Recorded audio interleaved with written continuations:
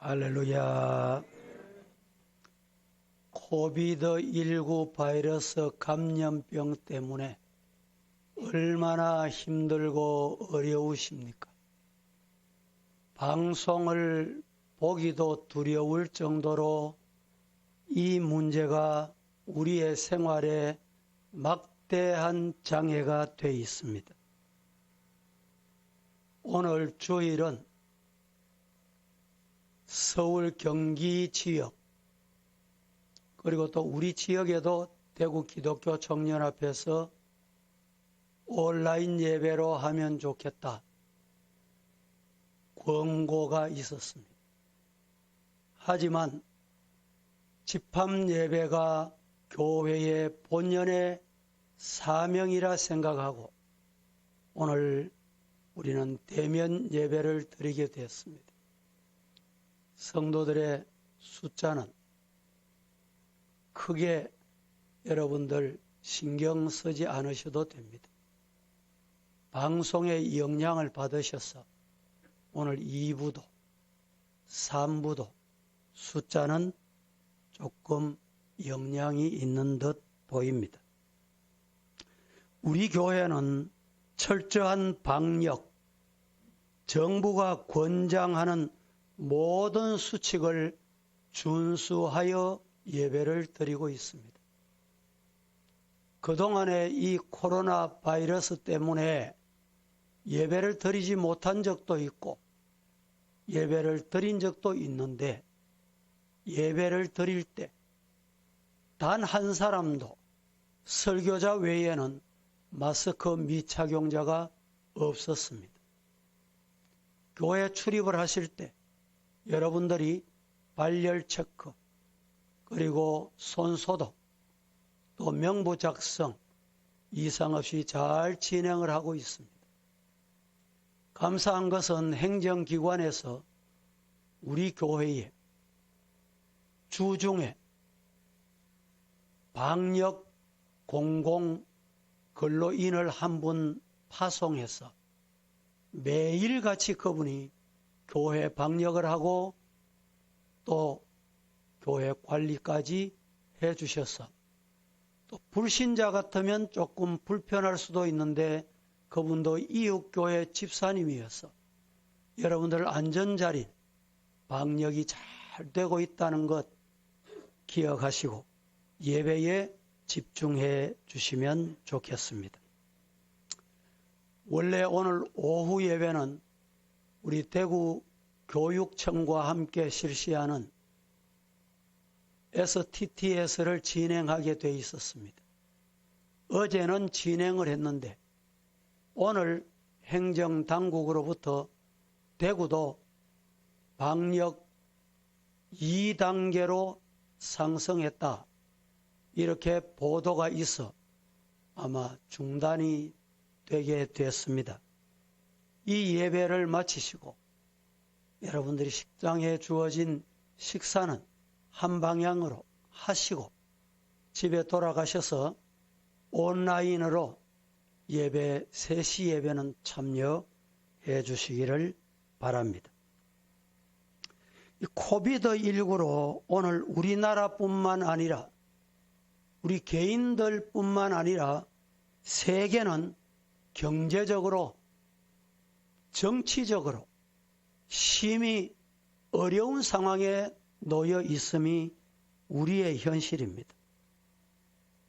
여러분들도 신문을 보신 분이 계시리라 짐작을 하고 신문 내용을 잠시 소개해 보겠습니다.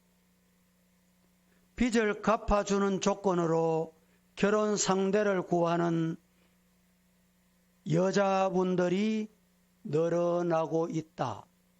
이런 내용입니다. 정모모 씨는 서울의 우수한 대학 출신으로 다국적 기업에 다니며 각광을 받는 커리어 우먼이입니다. 그런데 가정의 부모님의 사업 실패 그리고 오빠의 교통사고 등으로 빚을 지게 됐답니다. 갚을 길이 없어 빚을 갚아주는 조건으로 결혼하겠다는 것입니다. 결혼 정보업체에 의하면 부모님의 사업 실패와 카드로 인하여 빚을 갚지 못했기 때문에 학력, 나이, 초혼 또는 재혼 여부를 따지지 않고 자기 실패한 집안의 빚 갚아줄 수만 있다면 그 사람 결혼하겠다. 이런 내용을 보셨습니까? 신용불량자가 지금 수백만, 요사이는 신용불량자라 하지 않고 채무 불이행자 이렇게 표현을 합니다. 여러분, 중소기업, 자영업 하는 분들이 도산되고 어려움은 말로 다 할 수 없는 상황입니다. 이 일로 말미암아 우리 고위층의 사람들이 자살을 하면 보도가 많이 되지만 일반 우리 국민들이 하루에 얼마나 자살을 하고 있는지를 아십니까? 통계에 의하면 오늘 하루만도 38명이 자살로 생명을 중단한다는 내용입니다. 뿐만 아니라 가출 이렇게 말하면 청소년이 가출한다고 생각하실 거예요. 청소년 가출하는 것보다 더 많은 사람들, 약 70%가 성인들 중에 지금 가출한다는 내용입니다. 어른들이 가출 3배가 많다라는 것입니다. 왜 이런 일이 생겨날까요? 왜 이런 문제가 우리 사회 문제가 될까요? 살기가 어렵다. 살기가 힘든다는 것입니다. 이렇게 경제가 어려운 원인이 무엇입니까? 현재 코비드19 팬데믹, 대면하기 어렵고 사회적 거리를 두므로 일상생활에 문제가 있으니 그렇다. 맞습니다. 저도 설교자로서 부인하지 않습니다. 그런데 뉴스를 보면 이런 코비드19 바이러스 때문에 성업을 하고 장사가 더 잘 되는 사람도 있다. 이런 뉴스를 저도 보았고 여러분들도 보셨을 것입니다. 서로 신뢰관계, 이 문제가 아닌가 저는 그렇게 생각합니다. 신뢰는 사랑에서 출발합니다. 그렇습니다. 믿음은 사랑의 관계입니다. 오늘날 우리 사회와 경제가 어렵고 사회가 혼란스러운 것은 서로 사랑이 없다. 이것을 증거해 주는 것입니다. 개인주의, 극단적인 이기주의로 사회나 교회나 나라를 생각하지 아니하기 때문이다 이 말입니다. 그렇습니다. 우리 사회를 불행하게 만드는 원인은 사랑이 사람들의 가슴 속에 사라져가고 식어져 가기 때문입니다. 기도는 하는데 예배는 드리는데 하나님은 믿는데 왜 사랑이 식어져 갑니까? 왜 사랑이 여러분 없어져 갑니까? 공동체나 사회나 국가의 이익이 아니라 교회의 이익이 아니라 어찌됐든 당장 내 욕심만 채우고자 하는 이기주의에서 발로 결과이다, 이런 말입니다. 미국의 교육학 교수 중에 한 사람이 어떤 사람이 인생의 성공자이며 행복하게 사는가 조건을 3가지로 이렇게 표현을 했습니다. 첫째, 성공적으로 행복하게 사는 사람은 항상 기뻐하고 낙관적으로 사는 사람이더라. 둘째, 내가 하고 있는 일에 억지로 마지못해 눈치 때문에 하는 게 아니라 보람을 느끼며 천직이다, 하나님이 주신 사명이다, 이렇게 느끼는 사람. 3번째는 사랑 왜 안 주노? 부모님이 왜 내게 사랑 안 줍니까? 자식들이 왜 부모 사랑할 줄 몰라? 이게 아니라 사랑을 주고 받을 줄 아는 사람. 이런 사람은 성공적으로 행복하게 인생을 살더라. 통계 내용입니다. 성경도 이렇게 말합니다. 데살로니가전서 5장 16절, 17절, 18절 말씀입니다. 항상 기뻐하라. 쉬지 말고 기도하라. 범사에 감사하라. 이것이 그리스도 예수 안에서 우리를 향한, 너희를 향하신 하나님의 뜻이니라. 아멘 하실 수 있기를 주님 이름으로 축복합니다. 성도 여러분, 항상 기뻐하라. 쉬지 말고 기도하라. 범사에 감사하거라. 이것이 아버지 하나님의 뜻이다. 아버지 하나님의 뜻이면 해야지요. 하나님의 뜻이면 내 뜻을 버려야지요. 그렇습니다. 우리가 하나님의 말씀대로 살면 반드시 하나님께서 함께 하십니다. 오늘 성경에 보니 잘 들어보세요. 바리새인들이 모였습니다. 세리들이 모였어요. 세상에는 좋은 모임도 있고 나쁜 모임도 있습니다. 좋은 모이면, 자주 모이면 좋습니다. 그러나 나쁜 모임은 갔다가 모였다가 내 영혼이 죽고 내 인격이 죽고 함께 죽는 일밖에 없습니다. 성도 여러분들은 좋은 모임에 모이시기를 축복합니다.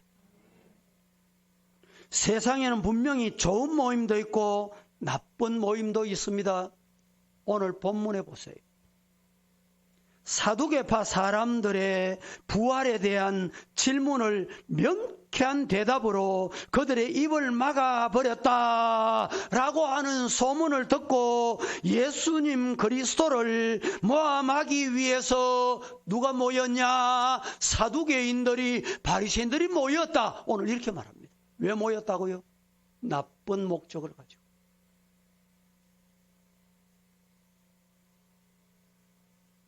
그래서 바리새인 중에 한 율법사가 예수님을 내가 시험해 볼게. 내 인대 맡기라. 그래서 이 율법사가 예수님을 시험합니다. 선생님, 뭐라고 물었지요?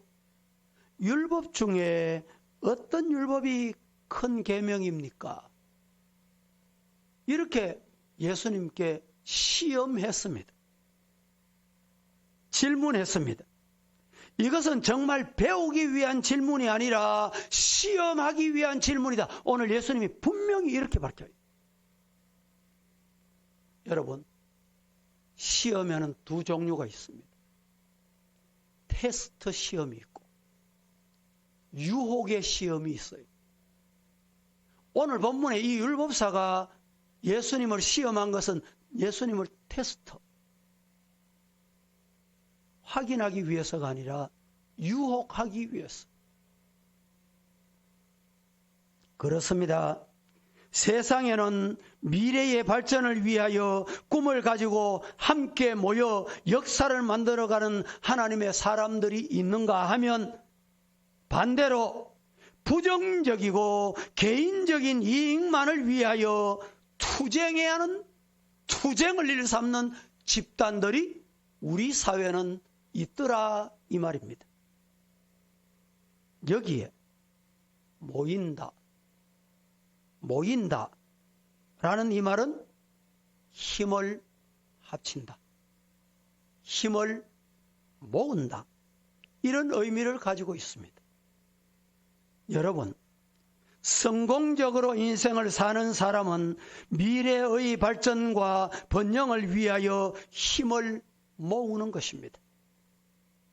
부정적인 것과 개인적인 이익보다 모두의 미래와 발전을 위하여 힘을 모으는, 손을 잡는 성도가 되기를 예수님 이름으로 축복합니다.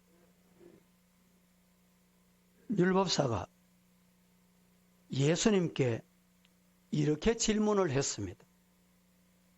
어느 계명이 큰 계명입니까? 이 질문에 대하여 예수님께서 이렇게 대답하셨습니다. 22장 37절에서 40절 예수님의 대답입니다. 같이 시작.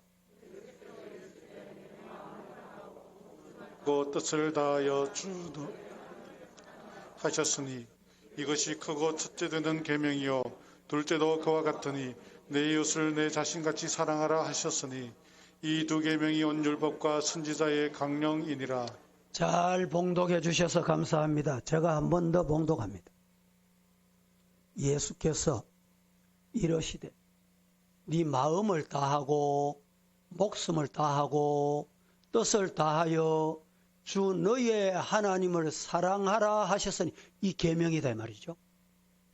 이것이 크고 첫째 되는 계명이요 둘째도 그와 같으니 내 이웃을 내 자신같이 사랑하라 하셨으니 이 두 계명이 온 율법과 선지자의 강령이니라 말씀하셨습니다. 이 말씀을 한마디로 표현해 볼까요? 기독교는 신앙의 내용이 사랑이다 이 말입니다. 그래서 기독교를 사랑의 종교라고 부르는 것입니다. 경천애인의 사상 이 말입니다.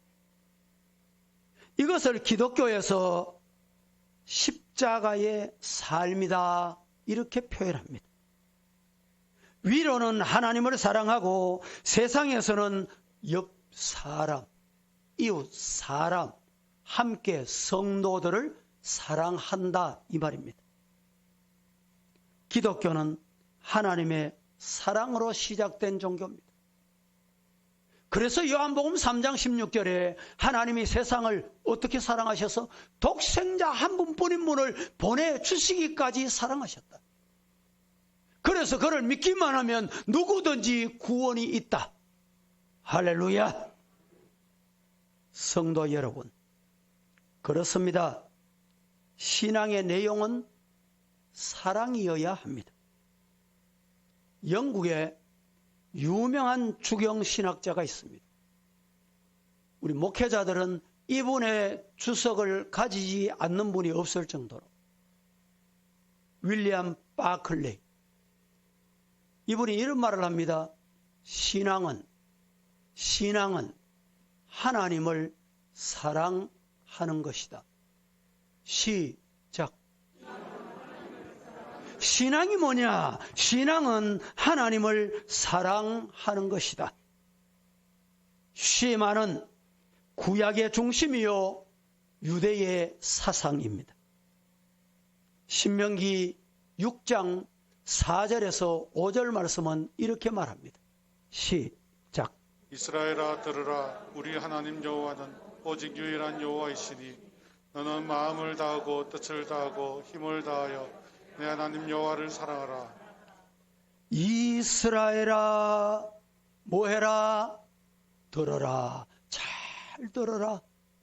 오늘 영적인 이스라엘 된 우리에게도 말씀합니다. 들어라. 들어라. 오늘 이 시간 말씀 잘 들으시기를 주님 이름으로 축복합니다. 우리 하나님 여호와는 오직 한 분이에요. 유일한 하나님. 내 하나님 여호와를 어떻게 해라? 사랑하거라. 이 내용을 유대인들은 성경대로 그들의 마음에 새기고 자녀들에게 대대로 내려오면서 가르치고 이마에 붙이고 손목에 메고 문간에 붙이고. 그런데 예수님께서 이에 한 발 더 나가서 뭐라고 말씀하십니까? 네 마음을 다하고 목숨을 다하고 뜻을 다하여 주 너의 하나님을 사랑해라. 그렇습니다. 우리 그리스도인들은 위로 하나님을 사랑해야 합니다. 우리 일생 한 번 산다 이 말이죠. 목숨이 하나뿐이다는 말입니다. 때문에 목숨을 다하라는 것은 오직 하나님만 사랑하거라 이 말입니다. 이스라엘 민족들의 역사를 통해서 볼 때 오직 하나님만 섬기지 아니하고 이방 다른 신을 섬기고 백성들의 마음이 나누어질 때 어떤 현상이 나타났어요? 재앙이 임했어요. 어떻게 됐어요? 심판이 임했습니다.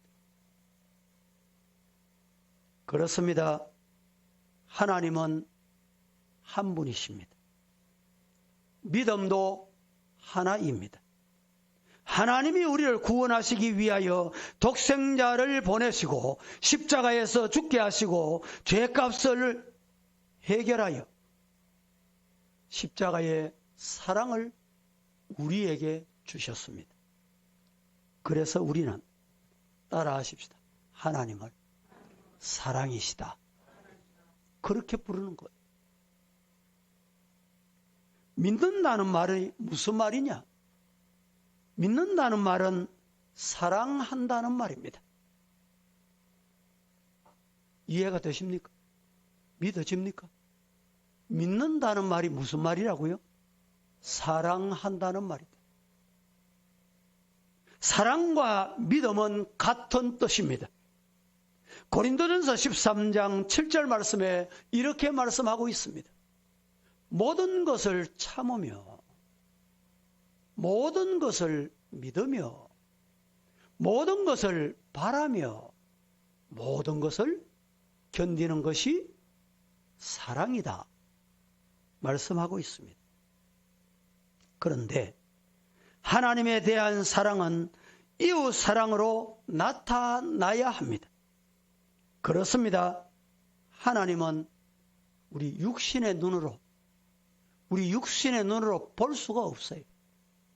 보이지 않습니다.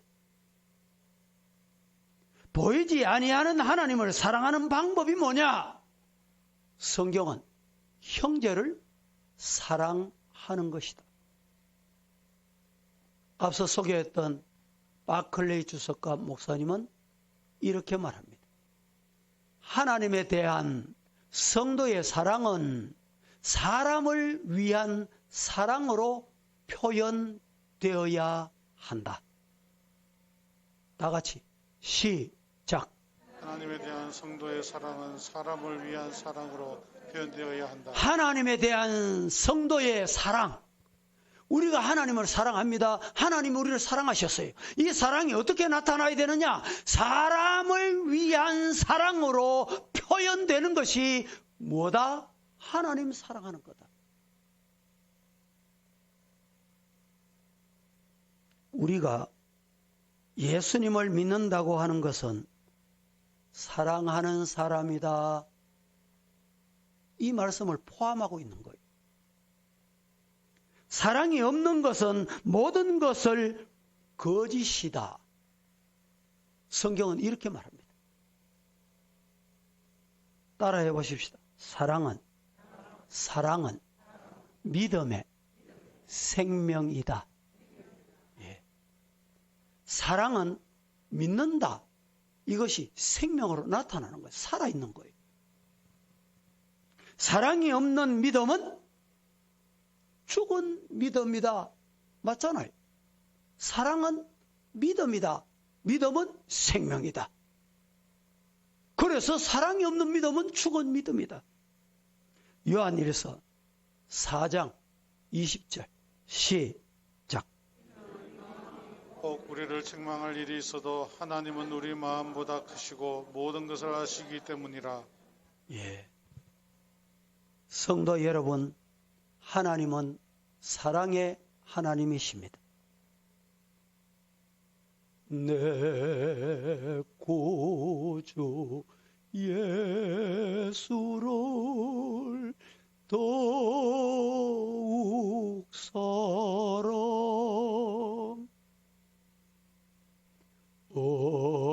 엎드려 비는 말 들으소서.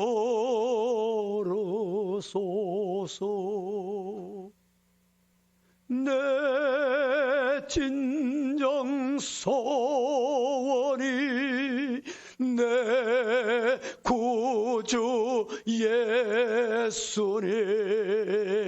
더욱 사랑 더욱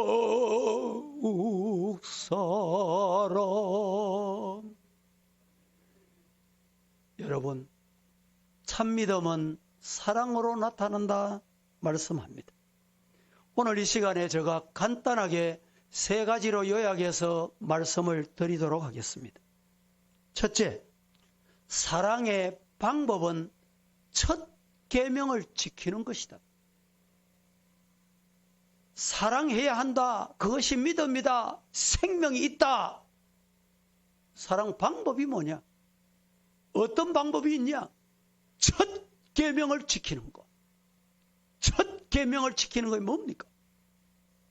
첫째 계명은 우리가 하나님을 사랑하되 마음을 다하고 목숨을 다하고 뜻을 다하여 하나님을 사랑하라 하신 것이니라. 여러분, 신앙은, 다른 말로 믿음은 의식이 아니고 형식이 아닙니다. 믿음은, 신앙은 가슴이요 뜨거움입니다. 믿으시기를 축복합니다.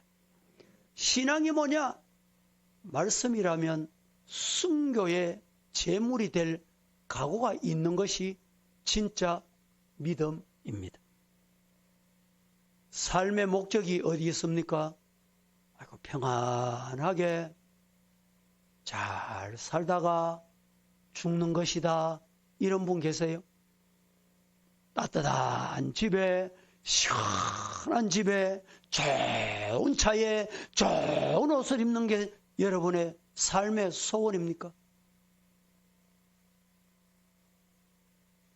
삶의 목적은 첫째, 계명을 지키는 것. 첫째 계명이 뭐라고요? 하나님을 사랑하는 것.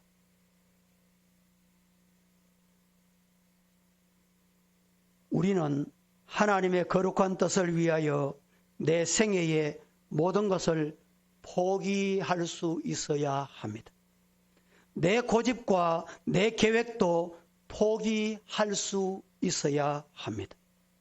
그래서 사랑은 근본적으로 나를 버리는 데서부터 출발합니다. 과감하게 자기를 버리는 결단, 모험이 있을 때 첫 계명을 지키게 되는 것입니다. 하나님을 향한 사랑에는 역사가 나타납니다. 따라하십시다. 사랑은 즐거움이다. 예. 진짜 하나님 사랑하십니까? 진짜 하나님 사랑하시면 이 예배가 즐거워. 오늘 또 방송이 저렇게 요란하게 떠드는데 우리 교회는 오라는 말, 가라는 말, 가야 되나 와야 되나 망설인 분 없습니까? 하나님 사랑하는 마음이 있으면 달려오고 싶어요. 찬송을 뜨겁게 부르고 싶어요. 어떤 교회는 코로나 이후에 아직까지 찬양대를 안 한다 하더군요. 주일 낮 예배 단 한 번만 드리고 있다는 그런 교회들도 많이 들었습니다.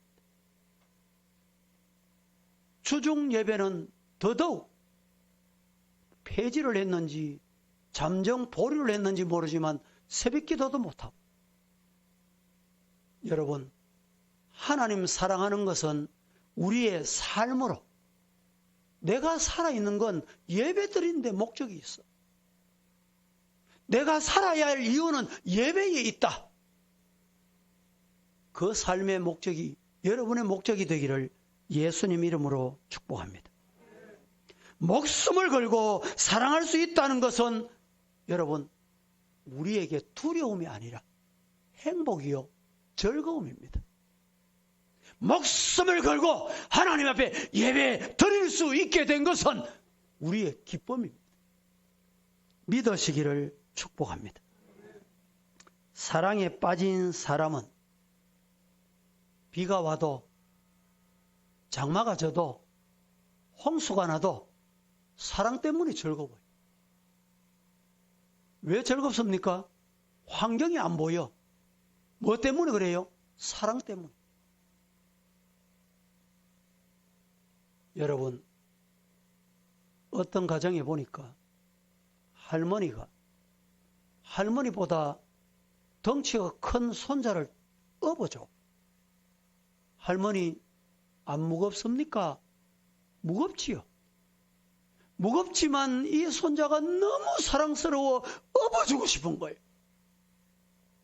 아들이 보고 엄마 그 손자 무거운데 내려놓으세요. 이랬더니 할머니는 아니다 야야 내가 그냥 업고 싶다. 업어주고 싶다. 그 무거운 손자를 왜 업어주고 싶어요? 이유가 뭡니까? 사랑 때문에. 사랑하는 성도 여러분, 오늘 우리 하나님 앞에 정말 이런 사랑이 우리 성도들의 사랑으로 나타나기를 예수님 이름으로 축복합니다. 두 번째, 사랑의 방법은 둘째 계명을 지키는 것입니다. 첫째 계명은 하나님을 내 몸같이 사랑. 둘째 계명이 뭡니까? 둘째 계명을 지키는 것이 사랑하는 방법이라고 했습니다. 둘째 계명이 뭡니까? 둘째는 그와 어떻다? 같으니. 둘째 계명도 그와 같은데 하나님을 사랑하는 마음과 자세로 이웃을 사랑하라. 둘째 계명이 뭐라고요? 이웃을 하나님 사랑하듯 사랑해라. 하나님을 사랑하는 것은 그 형상대로 지음받은 인간을 사랑하게 되는 것입니다. 그래서 하나님을 사랑하는 힘으로 이웃을 사랑할 수 있기를 예수님 이름으로 축복합니다. 왜 이웃 사랑 못할까요? 하나님 사랑이 없기 때문에. 이웃을 어떻게 사랑하라고요? 하나님 사랑하듯 사랑하면 돼요. 하나님이 나를 사랑하신 것 생각하고 수억만 분의 1이라도 하나님 사랑한다면 하나님 사랑하는 모습으로 이웃을 사랑하면 그게 둘째 계명이에요.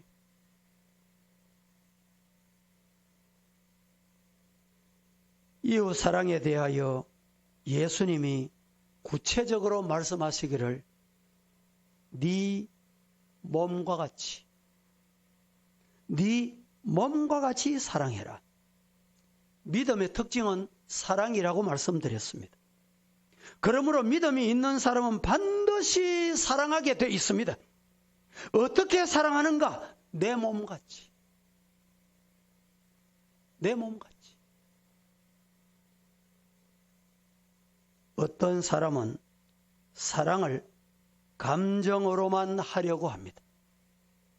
사람들은 자기의 삶에 대하여 관대하지만 때로는 자기 삶에 대해서는 억지로라도 합리화시키려고 합니다. 그런데 타인에 대해서는 율법의 잣대가 무섭도록 갖다 댑니다.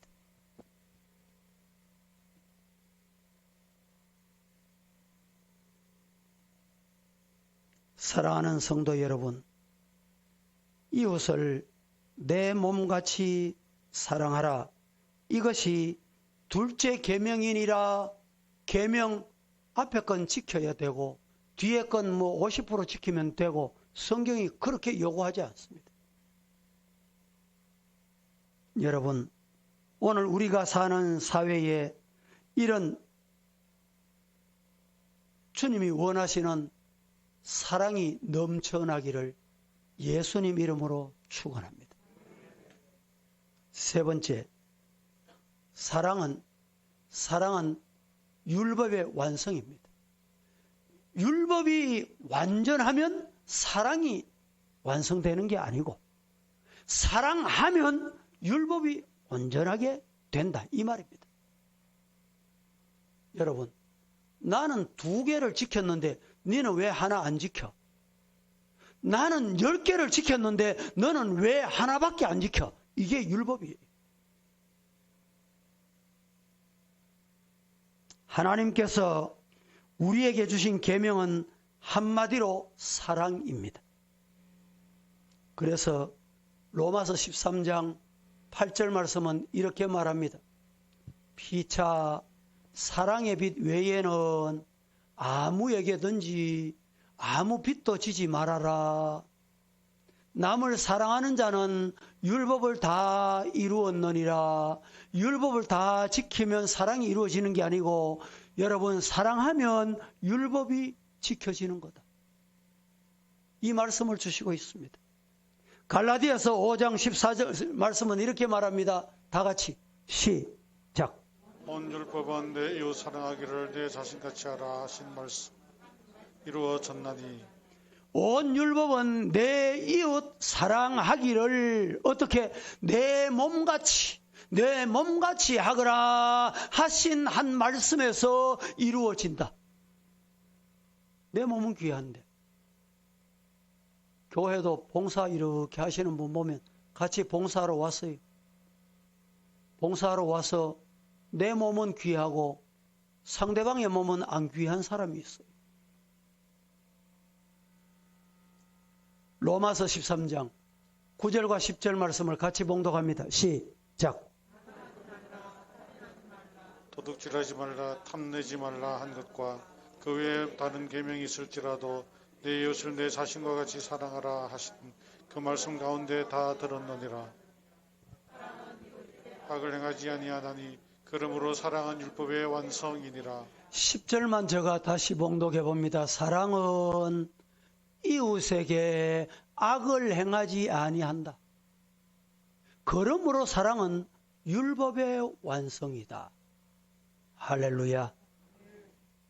어떤 성경학자가 고린도전서 13장을 강론하고 결론 내리기를 이렇게 결론을 내렸습니다.